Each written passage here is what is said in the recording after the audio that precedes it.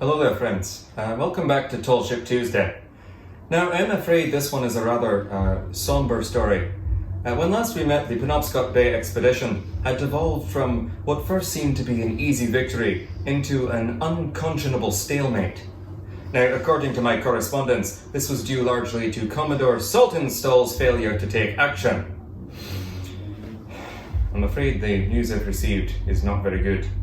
Now, we must bear it, of course, but it is my unpleasant duty to convey intelligence of the most distressing nature. You'll recall that General Lovell's troops had scaled the western side of the peninsula and succeeded in driving the British into their fort.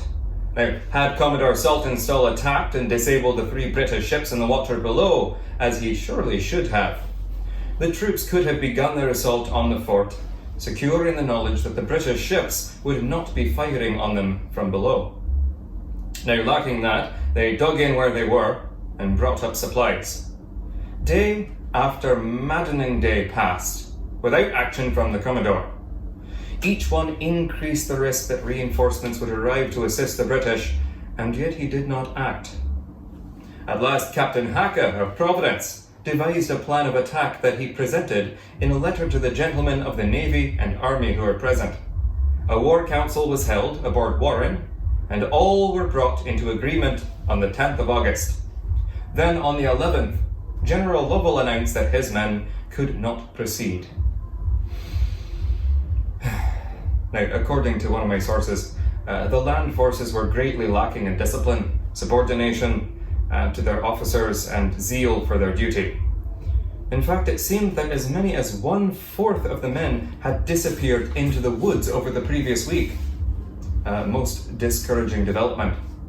That same day, an angry dispatch from the Eastern Navy Board arrived, directing the Commodore to take or destroy the enemy without delay, as reinforcements might arrive at any moment. They were entirely correct. British forces had been assembled and put to sea. Our leaders were still squabbling about what to do when the squadron arrived on the 13th of August. Their flagship alone carried 64 guns. The only options for the Americans was to evacuate and run upriver as far as they could. Providence's men remained on Banks Island to cover the escape of their countrymen if the British opened fire. They waited until the last possible moment before they too withdrew and attempted to escape upriver. Even in the confusion, it seems that there were attempts to make a stand against the pursuing British. However, it became evident after a day or two that there was no hope, and orders were given to destroy the fleet and escape into the woods. Some of the ships were scuttled to form a barrier across the river, while others were burned. Providence was the last of 5 ships that remained till the end. Their men finally rowed ashore after torches had been laid at the mast. Must have seemed as though the river itself were on fire. So many ships were burning upon it. Now, much is yet unknown. One thing is certain forever, that the Continental Navy is destroyed, as nearly every ship in the fleet was in Penobscot Bay. You surely know how painful this news is to me, to hear that our fleet has gone from near certain victory to complete destruction. It is almost unbearable. There will be court-martials, I am certain, but that will not rebuild the Navy.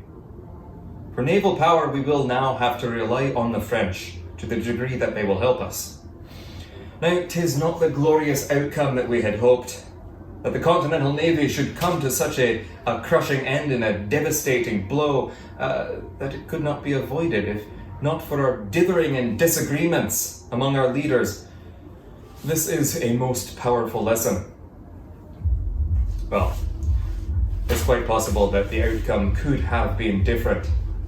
It reminds me of a question that we have returned to again and again. The qualities that are most important in the people we choose to lead us, and in those we choose to surround us.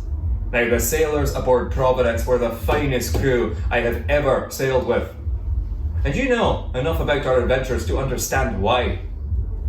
They were brave and true, men I could depend upon even when conditions were at their worst. I hope they would say the same about me and my officers. Now may we all choose our leaders and companions the same, with such considerations in mind. I'm very sorry to say that this is the last story about Providence here, but I do wish to continue sharing some correspondence and experience about my own life with you, if you'll have me.